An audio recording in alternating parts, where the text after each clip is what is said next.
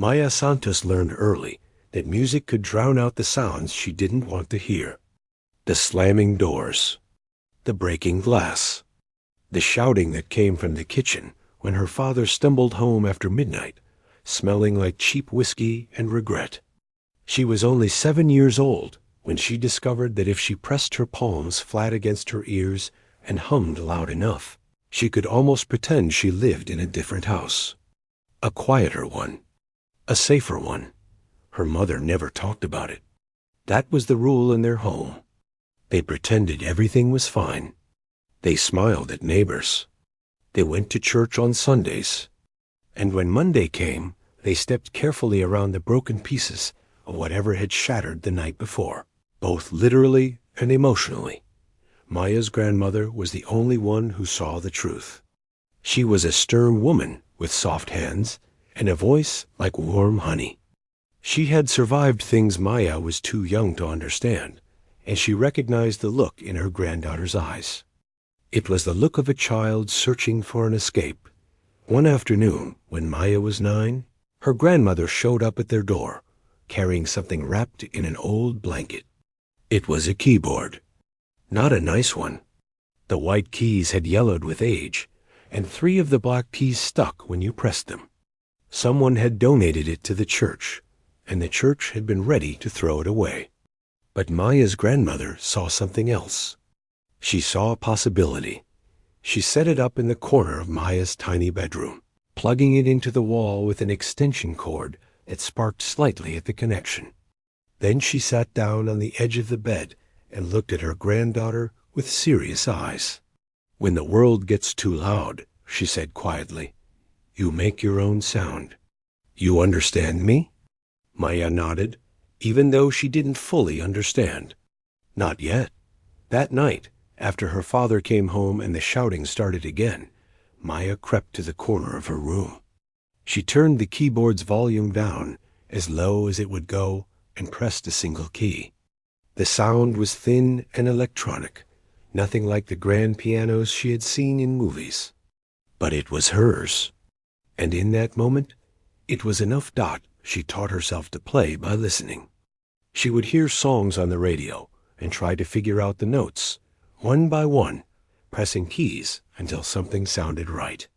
She made mistakes constantly, but mistakes were quiet. Mistakes didn't hurt anyone. And slowly, over months and then years, the mistakes became fewer, and the music became something real dot by the time she was 12. Maya could play almost anything by ear. Her teachers at school noticed. One of them suggested piano lessons, maybe even a scholarship to a music program in the city.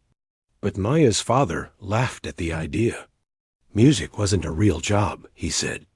Music was for dreamers who didn't understand how the world worked. Maya stopped bringing it up.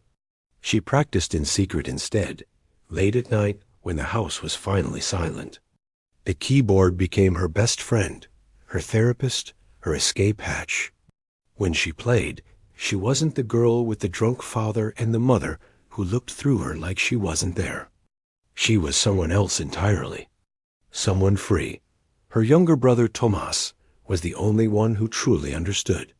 He was 4 years younger than her, a skinny kid with too much energy and a laugh that could fill an entire room.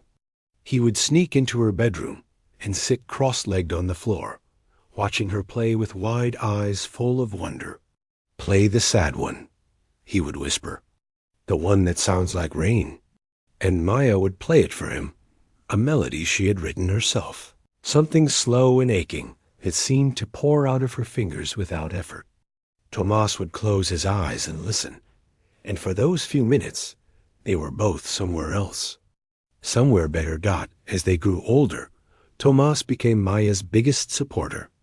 When she was too scared to perform at a school talent show, he sat in the front row and cheered so loud that she couldn't help but smile. When she doubted herself, wondering if she was wasting her time on something that would never lead anywhere, he reminded her of the truth. "You're going to be famous someday," he would say with complete confidence.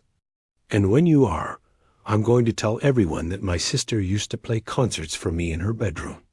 Maya would roll her eyes and call him dramatic. But secretly, she held on to those words. They kept her going when nothing else could. She graduated high school and got a job at a grocery store. College wasn't an option. There was no money, and her father made it clear that he wasn't going to help her chase foolish dreams. So Maya worked. She stocked shelves and ran the register and came home exhausted every night. But she still played. Always, she still played. Tomas was different. He was smarter than her, more ambitious. He got a scholarship to a state university, the first person in their family to go to college. Maya cried when she dropped him off at his dorm, not from sadness, but from pride. Her little brother was going to make something of himself. He was going to escape in a way she never could. For a few years, things felt almost hopeful. Maya saved money and moved into a small apartment of her own. She bought a real piano from a second-hand store, an old upright with chipped paint and keys that stuck slightly in the humidity. But it was hers, and she loved it. She started writing her own music again, something she hadn't done since she was a teenager. She even talked about recording some of it, maybe posting it online, seeing if anyone would listen. Tomas encouraged her constantly. He called every Sunday, no matter how busy he was with classes and exams, in the new life he was building.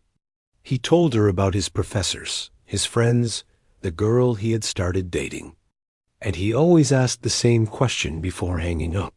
"You still playing?" "Always," Maya would answer. "Good, don't ever stop." She didn't plan to. She couldn't imagine a life without music. It was as essential to her as breathing. Then came the night that changed everything. It was a Thursday in late November. Tomas was driving home for Thanksgiving, a surprise visit that he had been planning for weeks. Maya was supposed to meet him at their mother's house. She had made his favorite dish, a recipe their grandmother had taught her years ago. She was so excited to see him that she left work early, something she never did. She was driving through the intersection on 5th and Main when her phone buzzed with a text. Tomas, probably, telling her he was almost there. She glanced down for just a second. When she looked up, she saw headlights coming straight at her. The other driver ran the red light. That's what the police report said. That's what the witnesses confirmed. Maya wasn't at fault. She wasn't speeding. She wasn't distracted for more than a moment. It wasn't her fault, but Tomas was in the passenger seat. He had arrived early, surprising her at work, and they were driving to their mother's house together. He was talking about the semester, about his plans for the future, about how proud he was of her music. He was laughing about something. She couldn't remember what, when the other car slammed into their side of the vehicle. Maya woke up in a hospital 3 days later. Broken ribs, a fractured wrist, cuts and bruises that would heal. Tomas didn't wake up at all. The doctors used words like impact and internal injuries, and nothing could have been done. Maya heard them, but they didn't make sense. Nothing made sense. Her brother was 22 years old. He had a scholarship. He had a future. He had told her just that morning that he couldn't wait to hear her. New compositions. And now he was gone. Maya stopped playing the day of the funeral. She covered her piano with a sheet and didn't touch it for 8 months. The music inside her, the thing that had saved her so many times, went completely silent. And she didn't know if it would ever come back. The months after Tomas died passed in a blur that Maya could barely remember. She went through the motions of living without actually being alive. She woke up. She stared at walls. She forgot to eat until her stomach hurt so badly she had no choice. She slept for 14 hours some days, and not at all on others. The world kept moving around her, but she had stepped out of it completely. Her mother called sometimes, but the conversations were short and painful. There was too much grief between them, too much silence where Thomas used to be. Her father didn't call at all. Maya wasn't surprised. He had never been good at dealing with hard things, and this was the hardest thing any of them had ever faced. She quit her job at the grocery store. She couldn't stand the fluorescent lights, the beeping registers, the customers who smiled and asked how she was doing like it was just another normal day. Nothing was normal anymore. She didn't know if anything would ever be normal again. The money ran out faster than she expected. Her savings, the little bit she had managed to put away over the years, disappeared into rent and bills and the endless small costs of staying alive. She knew she needed to find work. She knew she couldn't keep living like this. But every time she tried to imagine going back into the world, facing people, pretending to be okay, something inside her shut down completely. It was her therapist who finally suggested the night shift. Maya had started seeing her a few months after the accident, mostly because her mother had begged her to talk to someone. At first, Maya had resisted. She sat in the small office with her arms crossed and her eyes on the floor, answering questions with one-word responses. But slowly, session by session, she began to open up. Not a lot, just enough to keep breathing. "You need something low pressure," her therapist said one afternoon. "Something that gets you out of your apartment, but doesn't require you to be around a lot of people." "Have you thought about night work?" Maya hadn't, but the idea stuck with her. Working at night meant empty spaces and silence. It meant not having to smile or make small talk or explain why her eyes looked so tired. It meant she could exist without being seen. She found a job listing for a night janitor at a corporate building downtown, the Westbrook Financial Building. She had passed it before, a tall glass tower that seemed to touch the clouds. It was the kind of place where important people made important decisions. The kind of place Maya had never imagined herself being. But janitors were invisible. That was the whole point. She applied online, went through a basic interview, and started the following week. The shift ran from 10 at night until 6 in the morning. 8 hours of emptiness. 8 hours of quiet. It was exactly what she needed. The building was massive. 40 floors of offices, conference rooms, break areas, and executive suites. During the day, it buzzed with thousands of employees, all of them rushing around with phones pressed to their ears and laptops tucked under their arms. But at night, when Maya arrived, the building transformed into something else entirely. A ghost town. A monument to silence. She developed a routine quickly. Start on the lower floors and work her way up. Vacuum the carpets, empty the trash cans, wipe down the desks and conference tables. The work was simple and repetitive, which suited her perfectly. She didn't have to think. She just had to move. The other night janitors mostly kept to themselves. There were 4 of them in total, each assigned to different sections of the building. They would nod at each other in the hallways, maybe exchange a few words in the break room, but nothing more. Maya appreciated that. She wasn't ready for friendships. She wasn't ready for anything that required her to be present. Weeks passed. Maya fell into the rhythm of the job. Wake up in the late afternoon. Eat something small. Take the bus downtown. Work through the night. Go home as the sun came up. Sleep. Repeat. It wasn't living. Not really. But it was surviving. And for now, that was enough. Then she discovered the piano. It happened by accident. She was working on the 38th floor one night, an executive area she didn't usually clean. One of the other janitors had called in sick, and Maya had been asked to cover the extra section. She didn't mind. More work meant less time alone with her thoughts. The 38th floor was fancier than the others. Thicker carpets. Bigger windows. Artwork on the walls that probably cost more than Maya's entire apartment. There was a large lounge area in the corner, the kind of place where executives probably drank expensive coffee and talked about stock prices. Leather couches. A full bar.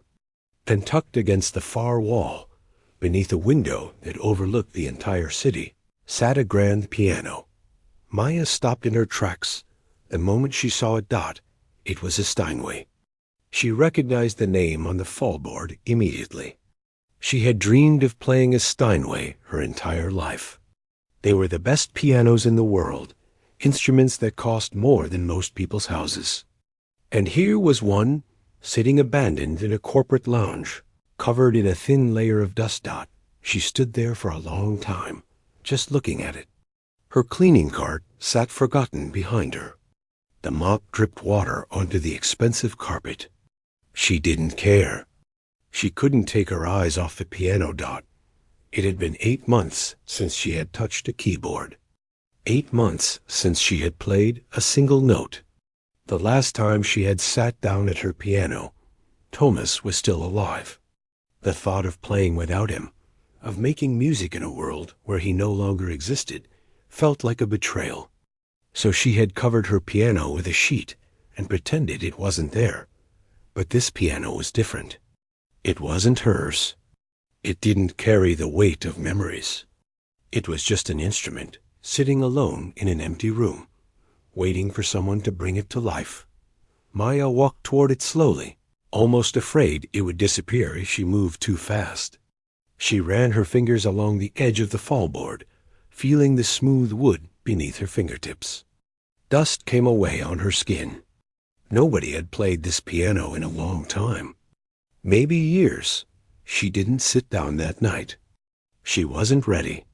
Instead, she finished her cleaning and left the floor, trying to push the piano out of her mind. But it stayed with her. As she rode the bus home, as she lay in bed watching the ceiling, as she drifted into restless sleep, she kept seeing it. That beautiful instrument, abandoned and forgotten, waiting in the dark. The next night, she found herself back on the 38th floor. She hadn't been assigned there. She just went. She told herself she was checking to make sure she hadn't missed anything the night before. But really, she just wanted to see the piano again. She looked at it for a long time. Then she left. The same thing happened the next night. And the night after that. She would finish her regular work, then take the elevator up to the 38th floor and stand in the doorway of the executive lounge, staring at the Steinway like it was something holy. On the 5th night, she finally sat down on the bench. Her hands were shaking. She could feel her heart pounding in her chest. The leather seat creaked slightly under her weight. She placed her fingers on the keys, feeling the cool ivory against her skin, and then she pressed down. The sound that came out was pure and clear. Nothing like the tinny electronic notes of her childhood keyboard, or the slightly out-of-tune warmth of her second-hand upright. This was something else entirely. This was the sound she had heard in her dreams, the sound she had spent her whole life chasing. She pressed another key, then another. And before she knew what was happening, she was playing. The music poured out of her like water breaking through a dam. She didn't think about what she was playing. She didn't try to remember any particular song. She just let her hands move, following some instinct that had been buried deep inside her for 8 months, waiting for this moment. She played something slow and aching, something that had no name. It sounded like grief. It sounded like memory. It sounded like all the things she couldn't say out loud. And somewhere in the middle of it, she started to cry. The tears came without warning, streaming down her face as her fingers kept moving across the keys. She cried for Thomas. She cried for herself. She cried for the girl who had pressed her palms against her ears in a dark bedroom, humming to drown out the noise. She cried for every dream she had given up, every song she had left unfinished, every moment of silence that had felt like drowning. When she finally stopped playing, the building was completely quiet. The city lights glittered outside the window, and for the first time in 8 months, Maya felt something other than pain. She felt alive. She didn't know that someone had been listening. She didn't know that in the shadows of the hallway, just beyond the doorway, A man had stopped mid-step, frozen in place by the sound of her music. She didn't know that he had stood there for nearly 20 minutes, tears running down his own face, feeling things he had thought were lost forever. She didn't know any of that yet, but she would. Daniel Westbrook had built his empire from nothing. That was the story everyone knew. The son of immigrants who came to this country with nothing but hope and a willingness to work. The kid who grew up in a one-bedroom apartment with parents who worked double shifts just to keep food on the table. The young man who put himself through college, started his first company in a basement, and slowly, painfully, brick by brick, built something extraordinary. Now he was 63 years old and worth more money than most people could imagine. His name was on the building. His face had been on magazine covers. He had shaken hands with presidents and dined with world leaders. By every measure that society used to define success, Daniel Westbrook had won. But success, he had learned, was a hollow thing. It couldn't protect you from the parts of life that actually mattered. It couldn't stop time. It couldn't cure disease. It couldn't keep the people you loved from slipping away. His wife, Elena, had been the love of his life. They met when he was 25, and she was 23, both of them young and broke and full of dreams. She was studying to become a therapist. He was working 18-hour days, trying to get his first business off the ground. They had no money for fancy dates, so they would walk through the city at night, talking for hours about everything and nothing. She believed in him before anyone else did. When investors laughed at his ideas, when partners walked away, when the whole world seemed to be telling him to give up, Elena was there. She would make him coffee at 2 a.m, sit with him while he worked through problems, and remind him why he started in the first place. "You're going to change things," she would say. "I can see it. You just have to keep going." He kept going. For her, because of her. And eventually, against all odds, things started to work. They got married on a Tuesday afternoon in a courthouse downtown. No fancy ceremony. No expensive dress. Just the two of them and a judge who rushed through the vows because he had another appointment. Daniel had promised Elena that someday he would give her the wedding she deserved. A real one, with flowers and music and all the things she had dreamed about. But life kept moving. The business grew. Then it grew more. There were always meetings to attend, deals to close, fires to put out. The big wedding kept getting pushed back, year after year, until eventually they stopped talking about it altogether. They didn't need it, Elena said. They had each other. That was enough. They never had children. It wasn't a choice, exactly. It just happened that way. Elena had complications early in their marriage, and after years of trying, they made peace with the fact that it wasn't meant to be. They poured their love into other things instead. Elena started a foundation that helped underprivileged kids access mental health services. Daniel funded it quietly, watching his wife do the work she was born to do. For 40 years, they built a life together. Not a perfect one. They had fights like any couple. They went through hard seasons. There were times when Daniel worked too much, and Elena felt invisible. Times when they had to learn how to find each other again. But they always did. That was the thing about them. No matter how far apart they drifted, they always came back. Then came the diagnosis. It started with small things. Elena would forget where she put her keys. She would call Daniel by the wrong name, then laugh it off. She would get lost driving to places she had been 100 times before. Daniel noticed, but he told himself it was just age. They were both getting older. Memories slipped. It happened to everyone, but it kept getting worse. Elena would forget entire conversations. She would ask the same question 5 times in an hour. She would stand in the kitchen, staring at the stove, unable to remember what she had been about to cook. The woman who had spent her career helping others understand their own minds was slowly losing hers. The doctors confirmed what Daniel already feared: Alzheimer's disease. Early onset, aggressive progression. There were treatments that might slow it down, but there was no cure. The woman he loved was going to disappear, piece by piece, memory by memory, until there was nothing left. For 3 years, Daniel watched it happen. He hired the best caregivers money could buy. He flew in specialists from around the world. He spent millions searching for experimental treatments, clinical trials, anything that might give them more time. But nothing worked. The disease didn't care how much money he had. It just kept taking. Elena moved into a private care facility 18 months ago.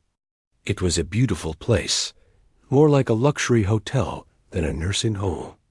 She had round-the-clock care, a private room with a garden view, everything she could possibly need. But she didn't know where she was. Most days, she didn't even know who she was. Daniel visited every Sunday. He would sit with her for hours, holding her hand, talking about their life together. Sometimes she would smile at him, and for a moment, he would see a flicker of the woman she used to be. But then she would look at him with confused eyes and ask who he was. "I'm Daniel," he would say. "Your husband." She would nod politely, the way you might nod at a stranger. "That's nice," she would say. "You seem like a nice man." Those words destroyed him every single time. He stopped sleeping after that. Not completely, but close. He would lie in their empty bed, staring at the ceiling, listening to the silence where her breathing used to be. He would fall asleep for an hour or two, then wake up reaching for her, forgetting for a moment that she wasn't there. The remembering was the worst part. Every morning, he had to lose her all over again. Work became meaningless. The company ran itself at this point. He had talented people in every position, executives who didn't need him to make decisions. He showed up to board meetings and signed documents and shook hands, but he wasn't really there. He was a ghost wearing an expensive suit, going through motions that no longer mattered.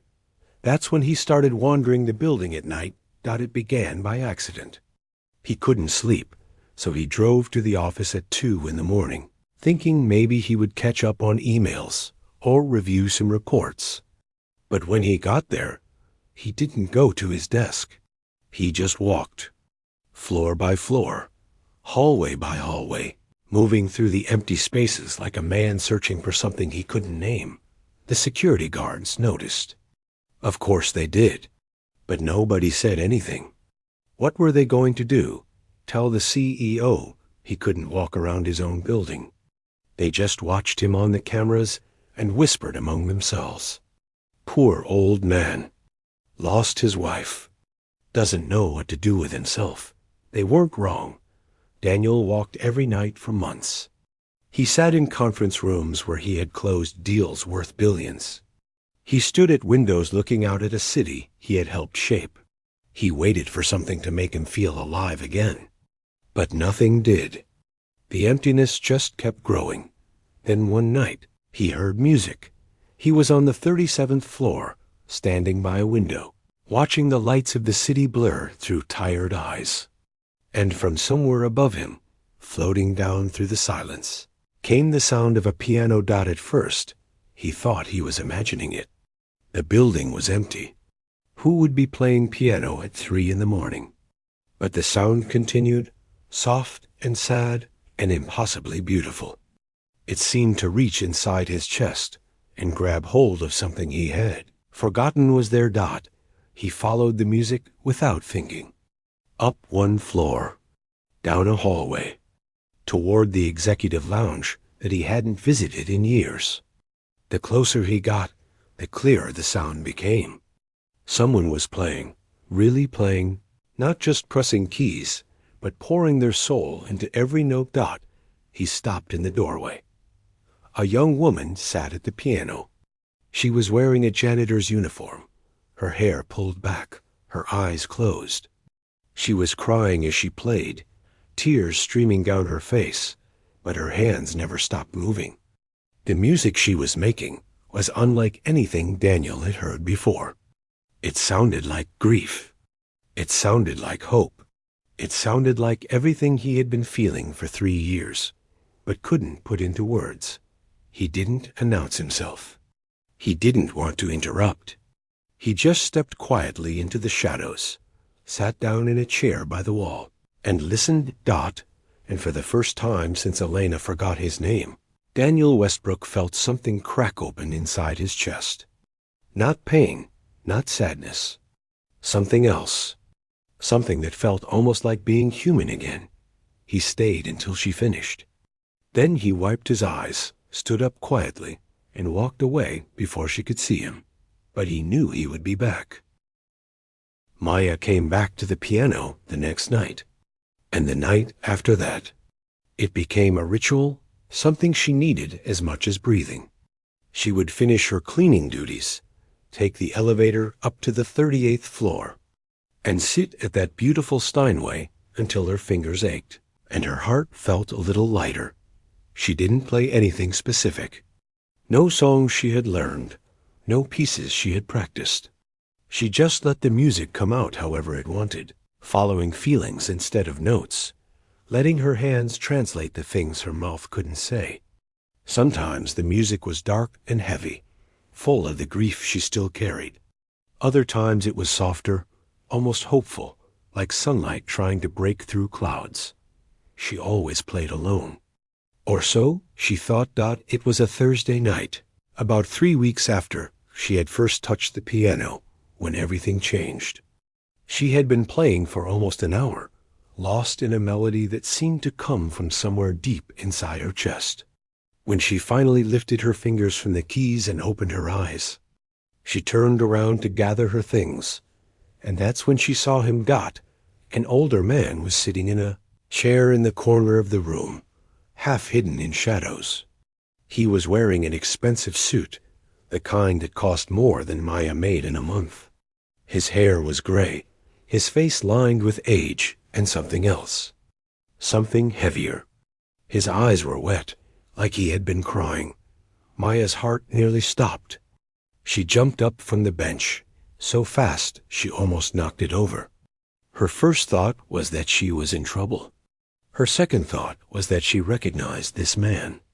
She had seen his face before, hanging in a golden frame in the main lobby. This was Daniel Westbrook, the founder, the CEO, the man whose name was written in giant letters on the side of the building. "I'm so sorry," she stammered, her voice shaking. "I didn't mean to. I know I shouldn't be here. I'll leave right now. Please don't fire me. I need this job. I really need this job." The words tumbled out in a rush, tripping over each other. She was already backing toward the door, ready to run, ready to disappear and never come back. But Daniel didn't look angry. He didn't look like a powerful CEO about to fire a janitor who had overstepped her place. He looked like a tired old man who had just woken up from a long sleep. "Please," he said quietly, "don't apologize. And don't leave." Maya froze. She didn't understand. This wasn't how this was supposed to go. Daniel stood up slowly, like his bones hurt. He walked toward her, stopping a few feet away, and looked at her with eyes that seemed to see right through her. "That music," he said. "Where did you learn to play like that?" Maya didn't know how to answer. Where did she learn? From a broken keyboard in a dark bedroom. From late nights hiding from her father's anger. From years of teaching herself, note by note, mistake by mistake, until the music became part of who she was. "I taught myself," she finally said. "Mostly." Daniel nodded slowly, like this made perfect sense. "It's the most beautiful thing I've heard in years." Maya felt her face flush. She didn't know what to do with a compliment like that. She looked down at her feet, at her worn sneakers and her janitor's uniform, and felt suddenly very aware of who she was and who he was. "I should go," she said again. "I have work to finish. Will you come back tomorrow?" Daniel asked, "Will you play again?" She looked up at him, confused. "You want me to?"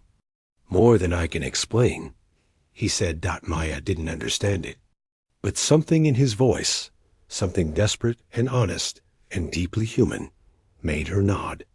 "Okay," she said. "I'll come back." She came back the next night, and Daniel was there waiting. She played, and he listened.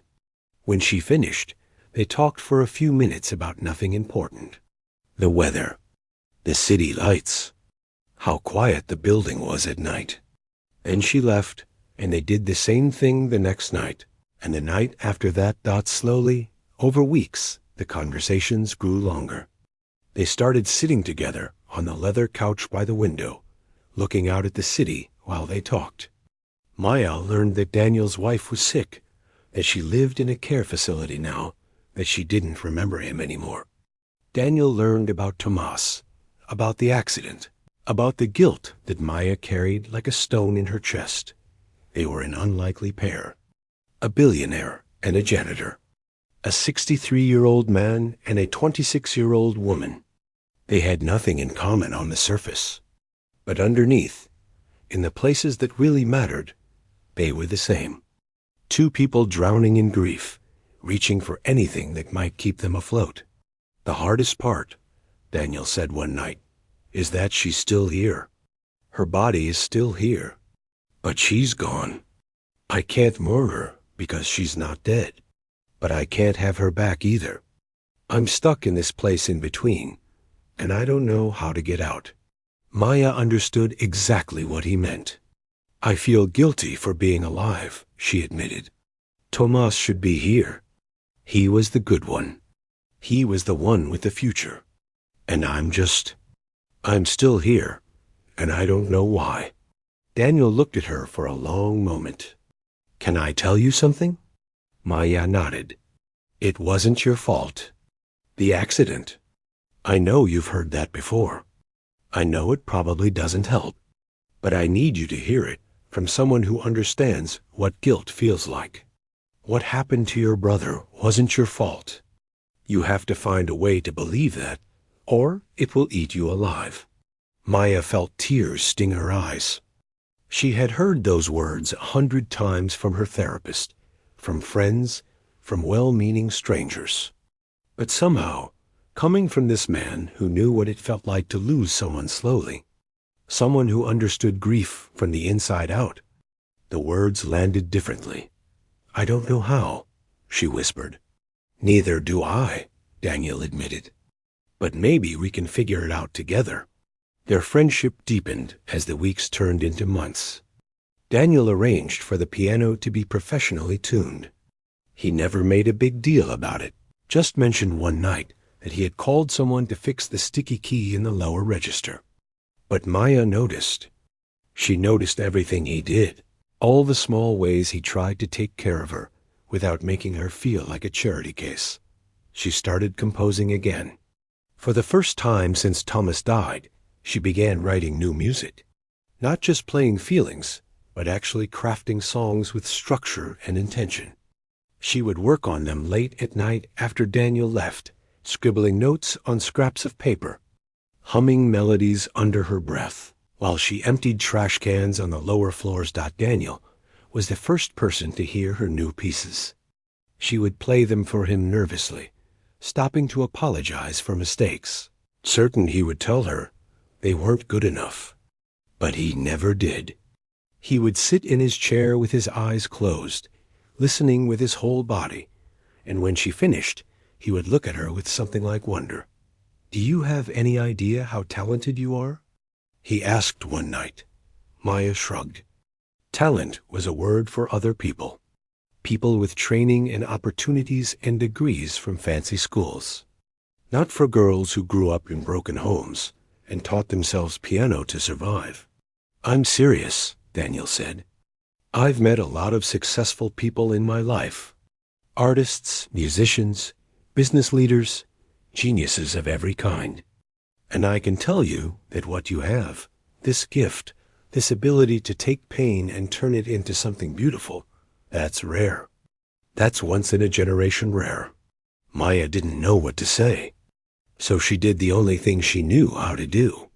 She turned back to the piano and started to play, and Daniel listened, the way he always did, with tears in his eyes and something like hope in his heart. They were healing each other. Neither of them said it out loud. Neither of them fully understood it. But somewhere in those late-night conversations, somewhere in the music that filled the empty building, two broken people were slowly becoming whole again. Maya didn't know what the future held. She didn't know if she would ever fully forgive herself for the accident, or if the guilt would ever stop whispering in the back of her mind. But for the first time in a long time, she could imagine a future at all. And that felt like a miracle. Daniel felt it too. The heaviness that had been crushing him for 3 years hadn't disappeared. Elena was still sick. He still lost her a little more every Sunday when he visited, and she looked at him like a stranger. But the music had given him something to hold on to. And Maya, this unlikely friend who had stumbled into his life by accident, had reminded him that connection was still possible. That feeling was still possible. That life, even a life filled with grief, was still worth living. Neither of them knew what was coming next. But for now, in that quiet room on the 38th floor, surrounded by city lights and the lingering notes of a piano, they had found something precious. They had found each other. 6 months had passed since Maya first played that dusty piano on the 38th floor. 6 months of late-night music and long conversations. 6 months of slowly learning to breathe again. She still worked as a janitor. She still cleaned offices and emptied trash cans and mopped floors. But something inside her had shifted. The weight she carried felt a little lighter now. The silence in her chest didn't feel quite so empty. Daniel noticed the change too. He told her one night that she looked different. Not physically, but somewhere deeper. Like someone had turned a light on behind her eyes. "You're coming back to life," he said. "I can see it." Maya smiled, something she did more often now. "Maybe," she admitted. "Some days are still hard. But not every day. Not anymore." It was around this time that Daniel made her an offer. They were sitting by the window as usual, the city glittering below them, when he pulled an envelope from his jacket pocket and handed it to her. "What's this?" Maya asked. "Open it." She did. Inside was a letter printed on thick, expensive paper. She read it slowly, her eyes growing wider with each line. It was an acceptance letter to one of the most prestigious music conservatories in the country. Full scholarship. Living expenses covered. Everything paid for. Maya looked up at Daniel, confused. "I didn't apply to this school." "I know," Daniel said. "I did, on your behalf. I sent them recordings of your playing. I wrote them a letter explaining who you are and what you've been through. And they want you, Maya. They want you badly." She didn't know what to say. Her hands were shaking. She looked back down at the letter, at the words that promised a future she had never dared to imagine. A real education. A real chance. Everything she had dreamed about as a little girl, pressing keys on a broken keyboard in a dark bedroom. "I can't accept this," she finally said. Daniel's face fell. "Why not?" "Because it's too much. Because I didn't earn it. Because you're just giving it to me, and that's not how life works." She pushed the letter back toward him. "I'm not a charity case." Daniel didn't take the letter. He just looked at her with patient eyes, the same way he always did when she was being stubborn. "You're right," he said. "You're not a charity case. You're one of the most talented people I've ever met, and I've met a lot of people. This isn't charity, Maya. This is an investment. The world needs to hear what you can do. And if I can help make that happen, then I'm going to do it." Maya shook her head. "I can't." "Then let me tell you a story," Daniel said. He leaned back in his chair and looked out at the city. When I was 22 years old, I was dead broke. I had this idea for a business, but nobody would give me a chance. I went to every investor in the city, and they all laughed at me, told me I was a nobody with a stupid dream. He paused, remembering. Then I met this old man at a coffee shop. We got to talking, and I told him about my idea. He listened, really listened, and when I was done, he pulled out his checkbook and wrote me a check for $10,000. Just like that. No contracts, no promises, nothing. He just believed in me. Maya was listening now, the letter forgotten in her lap. I told him I couldn't accept it, Daniel continued. Same thing you just said. It felt like charity. It felt wrong. And you know what he told me? He said that sometimes life gives us gifts, not because we earned them, but because we need them. And the only way to honor those gifts is to accept them and use them to become the person we're supposed to be. He looked at Maya. I took his money. I built my company. And when that old man got sick years later, I paid for his medical care until the day he died. Not because I owed him, but because he changed my life. He saw something in me before I could see it myself. And now I'm doing the same thing for you. Maya felt tears running down her face. She wiped them away, but more came. There's something else, Daniel said. He reached into his pocket and pulled out another envelope, this one older and more worn. My wife Elena started a foundation years ago, before she got sick. It was supposed to help people who were healing through art, musicians, painters, writers, anyone who used creativity to survive their darkest moments. She always believed that art could heal wounds nothing else could touch. He handed Maya the envelope. Inside was a letter written in elegant handwriting. Elena's handwriting. She wrote this 10 years ago, Daniel said. It's the mission statement for the foundation. She wanted to help people exactly like you. People who had been through hell and found their way out through beauty. But after she got sick, I couldn't run it without her. It felt wrong. So I shut it down and tried to forget about it. Maya read Elena's words slowly. They were beautiful and kind and full of hope. They spoke of second chances and the power of music and the belief that everyone deserved the opportunity to share their gifts with the world. I want to bring the foundation back, Daniel said. And I want you to be the first recipient. Not as charity. As exactly what Elena intended. Someone who took their pain and turned it into something beautiful. Someone who deserves a chance to shine. Maya couldn't speak.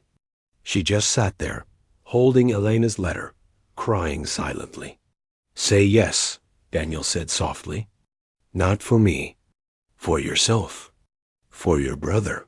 For the little girl who taught herself piano in the dark. Say yes. Maya looked at him for a long moment. Then she nodded. Yes, she whispered. Okay, yes. 3 years later, Maya stood backstage at Carnegie Hall, her heart pounding so hard she could feel it in her throat. In a few minutes, she would walk onto that famous stage and perform her original composition in front of thousands of people. The piece was called Intersection. She had written it for Thomas. The journey to get here hadn't been easy. Conservatory was harder than she expected. There were days when she felt like a fraud, surrounded by students who had been classically trained since childhood. There were nights when the grief came back, heavy and suffocating, and she wondered if she was fooling herself, but she kept going. She thought of her grandmother, who gave her that first keyboard. She thought of Thomas, who always believed in her. She thought of Daniel, who had seen something in her when she couldn't see it herself. She thought of Elena, a woman she never met, but who had saved her anyway. Daniel was in the audience tonight. Front row, center seat. He was older now, slower. Elena had passed away the previous spring, peacefully in her sleep. Daniel had been holding her hand. He told Maya later that in her final moments, Elena had looked at him with clear eyes, really seen him, and whispered his name. She remembered, he said, tears streaming down his face. At the very end, she remembered. Maya had played at Elena's memorial service. It was the hardest performance of her life and the most important. Now, standing backstage at Carnegie Hall, she took a deep breath and walked toward the light. The stage was enormous. The piano gleamed under the spotlights. The audience was a sea of faces, all watching her, waiting. But Maya wasn't afraid anymore. She had been through too much to be afraid of a stage. She sat down at the piano, adjusted the bench, and placed her fingers on the keys. She played.